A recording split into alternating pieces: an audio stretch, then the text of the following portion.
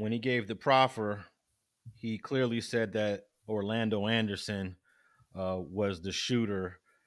Um, is it possible no witnesses and they get a conviction out of this? It doesn't appear that there's going to be any witnesses from 1996. Right. And one of the things, to one of the comments, I mean, he definitely there's a way that you could try and wiggle around what you had said in the proffer. Obviously, and actually from what I've seen, and I don't know if it's true or not, he put it on Big Dre in that statement. It could have been, yeah, I suppose it could have been Orlando or Big Dre, but either way, in this video, he has said, that it was somebody in the back seat. But he could have said, "Hey, I wasn't trying to snitch on Pac or whoever was over there." So if you're if you're picking and choosing when you want to apply the street code, that could be why you decided, "Hey, well, I wasn't going to say that." Because obviously the shots came from somewhere, right? You can't say they magically it may, emerged from the car and went into. So somebody shot a gun. If you should just say they came from the back, then they came from the back seat. But in terms of you know somebody else, whether we're Suge or Pop, pulling out first, you could say, "Hey, man, well, I didn't want to say nothing. I didn't want to snitch, and that's why I didn't mention it. But now here on the stand in front of the jury, I'm telling you the truth, and they pulled out first, and we were acting in self defense, and that just makes it like, who's gonna contradict that? Then you got Suge, so it's an interesting. It's an interesting set of facts to have to play with to try and parse through who would be telling the truth and who's not. Now, hypothetically, if you was a licensed criminal defense attorney in the state of Nevada and he calls you up for defense, Keefe D, what's the strongest possible strategy that this guy has? Um, I think just that. If there's already some sort of mention that he's made, obviously in this book, that they were acting in self defense, then that's probably going to be the best. And again, it's a little difficult when you have already given a proffer session and you never mentioned it. But again, there are reasons. And listen, I mean, the street code is what led to this whole situation happening, and it's not always logical. In fact, most of the time, it's not.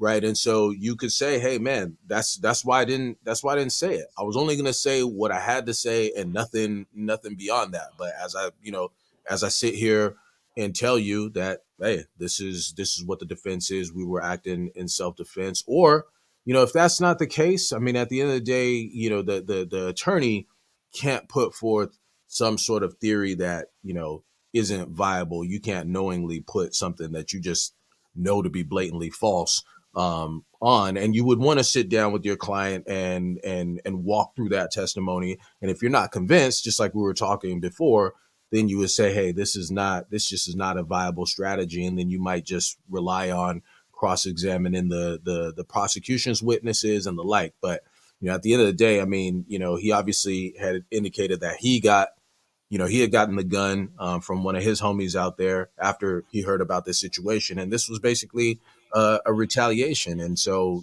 it being that, from what I've seen, I mean, he's been saying, "Hey, man, if I got to go to prison for the rest of my life, then that just is what it is." I haven't seen anything that suggests that he's not just about to, go down on this, but we'll see. I mean, a lot of this has all been about promoting a book, so being able to get money from this. Obviously, there's if it would just some other dude that they end up smoking in the streets, and it wouldn't matter. But obviously, since it's a legend that they ended up killing, there's a great amount of significance that comes from that. And I think the other part of it is, and a lot of times he in some interviews, it sounds like he shows remorse about this other situation, but in other ones he doesn't. And so, from his eyes, it just seemed like, Pac was just another street dude who made a mistake that got him killed, obviously attacking his family.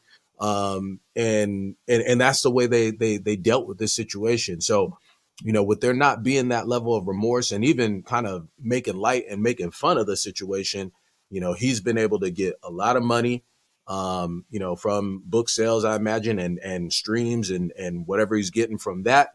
And then on top of that, just the significance of having had a hand in calling the shots and taking out somebody who, from his perspective, he didn't really respect like that. But it just gave him more significance because he had a hand in taking that man out.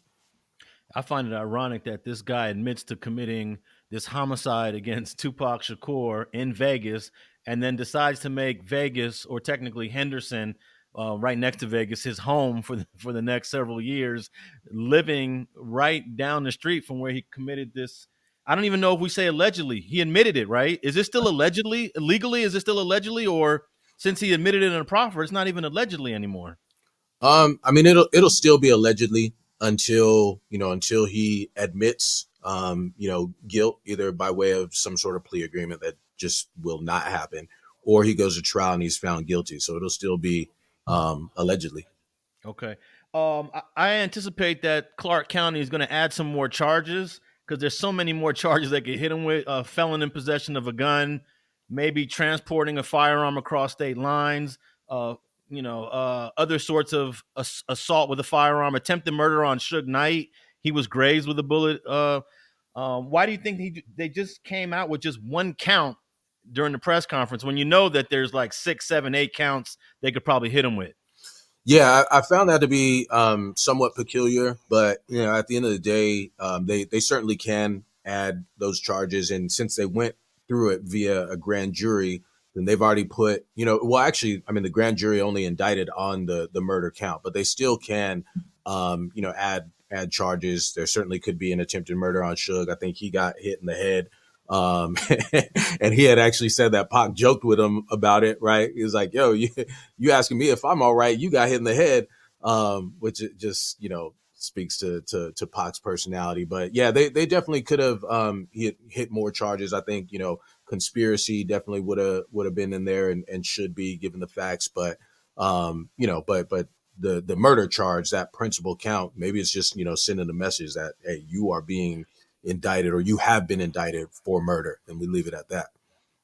Yeah, I think the brother you mentioned that he got the firearm from allegedly is a guy named Von Zip, who is deceased. He died of cancer a few years back, and apparently Von Zip was Sean Combs, P Diddy's right hand man at the time.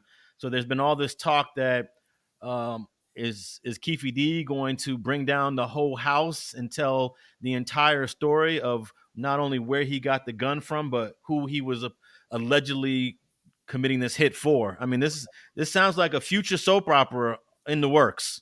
Yeah, I mean, there's and you see it floating out on the internet, and I respect the journalism that you do digging into all this stuff. Mad respect on that. But yeah, there's definitely the rumors that have floated around that that they got $1 million to put the hit out on Pop.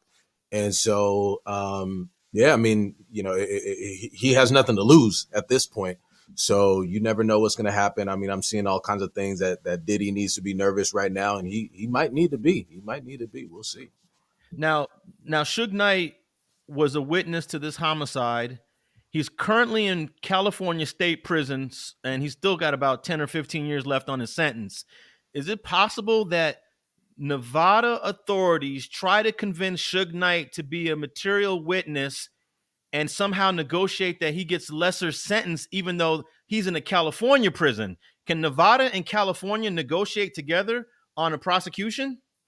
Absolutely. I mean, they can work together, and I could see them trying to do that. You know what I mean? And obviously that would end up being a point of cross examination, right? So they would be able to go after him, just as you go after any snitch in that situation. You're walking them down all the incentive they have to to do whatever they need to do to get out early, right? You're trying to get back to your girl, you're trying to get back to your kids, you want to smell the outside air, so you would do anything that the DA wants you to do in order to get out, right? And so you're going after them. But I say this all the time. There's a lot of times there's nothing more credible than a snitch, because they were right there. Whether it's a situation where you observed a crime as a victim, or you doing the dirt right alongside your homie. Who more credible than the dude that was right on your side to then tell on you? But yeah, I mean, they could try it. They could do that. I mean, it's one thing, we talk about, staying 10 toes down and sticking to the code. But hey, man, once you've been in prison for a while, or if you're facing that time, hey, man, we see people sing all the time. So so I could definitely see that happening. And again, the authorities would have all the incentive in the world to work together to make that happen, and they can. Yeah, I can imagine if they tell Suge Knight, we'll take 10 years off your sentence if you cooperate with this investigation. I mean, he has a boy that's like 10 years old. He has a wife waiting for him. I know he doesn't, he's trying to get out. Mhm. So he might actually agree to cooperate. Who knows? We'll find out. But it seems like they would need someone to be a witness, um, just to say that he was there. I find it hard to believe that they can convict him on the circumstantial evidence and zero witnesses. It's probably possible. I'm sure if we dig deep, we might find a case like that. But zero witnesses and circumstantial evidence? Yeah, and they can't just build a case off of your own words. So so they got to have something else. So you would think that that's a play that they've already probably had in the works, that on some secret stuff that we wouldn't know about. But you have to think that they've already gone after Suge, and maybe have lined that up, and that could be in part what's taken a while, right? Him not wanting to do that initially or what have you, and then finally deciding that he would do it. And so I see someone saying Suge ain't no snitch, but hey, man, it's crazy because you see some. I remember years ago when I was a baby attorney working under another lawyer, and there was a case where there was a bunch of dudes who decided to cooperate and take deals. And I was going with this more senior attorney, and we went in there, and before she could say a word, he was like, I don't get down like this.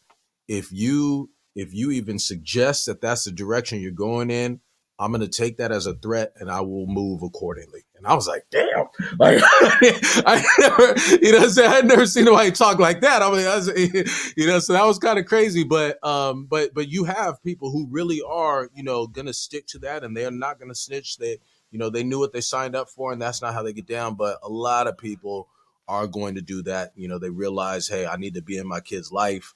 I need to, I'm trying to get back with my lady. Just being able to live life outside of prison walls is very easy for somebody to end up deciding, hey, yeah, I'll take the stand.